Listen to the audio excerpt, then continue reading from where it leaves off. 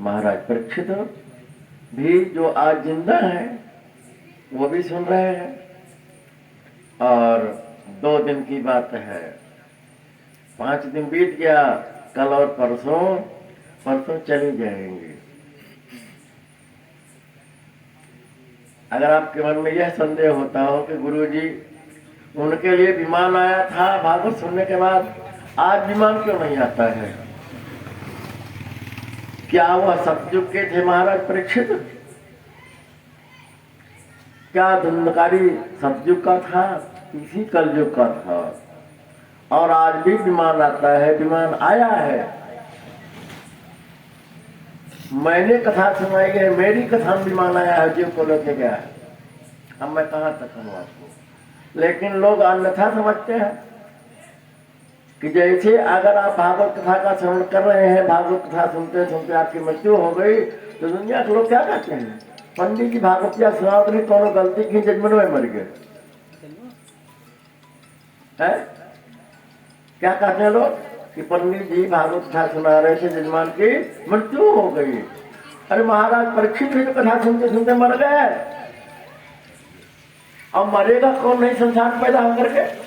तो अगर आपका भागवत कथा सुनते सुनते मृत्यु हो गया तो सत्य भगवान के दूत आपको लेके गए, दूसरी जगह जाने का प्रश्न ही नहीं पैदा होता है।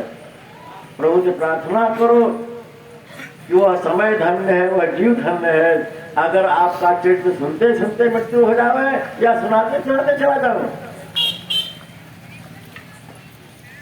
कल मैंने आपको बताया था कथा में, भागवत कथा को सुनाने वाला, सुनने वाला और कथा संबंधी प्रश्न करने वाला, तीनों को भगवत धाम की प्राप्ति होती है। लेकिन ध्यान दीजिएगा कि कथा में तर्क खूब करो, कुतर्क न हो। कुतर्क न हो क्यों? यह न्यायालय नहीं है, यह न्यायालय नहीं है व्यासपीठ, यह औषधालय है, चिकित्सालय है। और चिकित्सा की जाती है, दवाई दी जाती है, लेकिन किसको दवाई दी जाती है? भव रोगी, भव सागर के जो मरीज हैं, भव सागर से पार करने की दवाई इस व्यासपीठ से मिलती है, न कि आपका मुकदमा फैसला होता है। तो हरिहर पद मति, हरिहर पद रति मति न कुतर की। हरि और हर के चरणों में प्रेम होवे, रति होवे, लेकिन मति कुतर्क ही न होवे। अगर कुतर्क करते करते कुछ नहीं हाथ लगेगा और पता चलेगा बेकार हो जाओगे।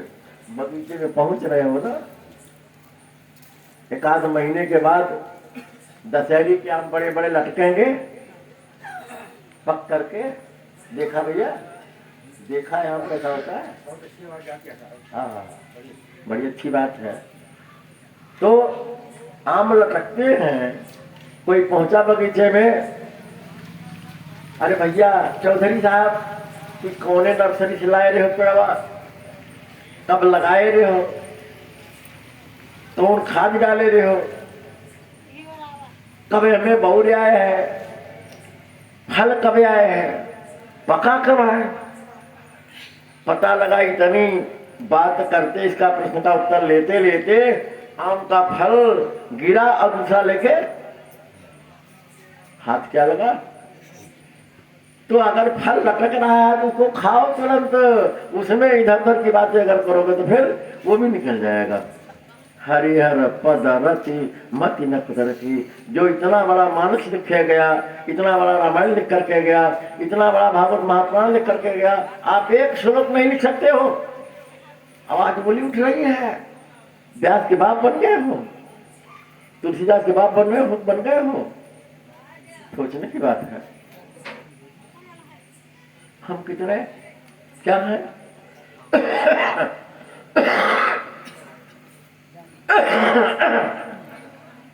तो हमें प्रभु के चरणों में प्रीति लगानी चाहिए और गृहस्थ जीवन को प्रभु से जोड़ करके जीवन की गाड़ी को चलाना चाहिए। कल मैंने आपको बताया था कि भागवत में 2 बात हैं और 2 तरीके हैं प्रभु को प्राप्त करने के, राग और द्वेष। राग छेड़ो, इतना की गोपी बन जाओ कन्हैया मिलेगा, द्वेष करो इतना कि कंस बन जाओ तो कन्हैया मिलेगा। दोनों को मिले, गोपियों को भी मिले, कंस को भी मिले। लेकिन इतना बड़ा है, भक्ति इतनी बड़ा है कि गोपी बनो और दुश्मनी इतनी बड़ा है कंस बनो, उसको आना पड़ जाए। आज कितना भी समझाया जाता है, कितना भी ज्ञान दर्शन दिया जाता है, लेकिन उसका कोई प्रभाव, कथाएं बहुत हो रही हैं, सुना भी लोग रहे हैं, सुन भी रहे हैं लोग, मैं भी सुना रहा हूं, लेकिन उसको अपने जीवन में उतारने वाला कोई बिरला है। इसलिए उसका लाभ हो। अगर दवाई खाओगे नहीं, दवाई मेडिकल स्टोर से खरीद के ला के रख दिया, घर में पड़ा है, उसका क्या लाभ मिलेगा?